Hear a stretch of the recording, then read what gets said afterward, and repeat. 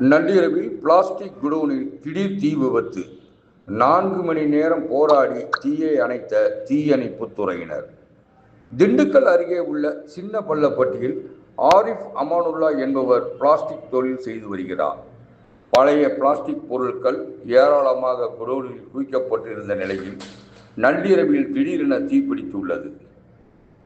இதையடுத்து அக்கம் பக்கத்தில் இருந்தவர்கள் உடனடியாக திண்டுக்கல் தீயணைப்பு துறையினருக்கு தகவல் அளித்தனர். அதனைத் தொடர்ந்து தீயணைப்பு துறையினர் 2 வாகனங்களில் 10க்கும் மேற்பட்ட தீயணைப்பு வீரர்கள் வருகை தந்து சுமார் 4 மணி நேரத்திற்கு மேலாக போராடி தீயை அணைத்தனர்.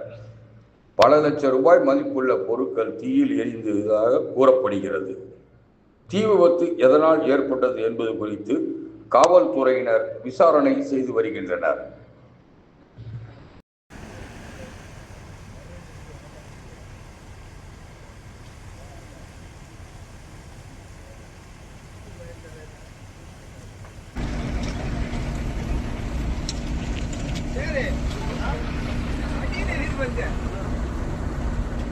விட முடியுமா தண்ணி?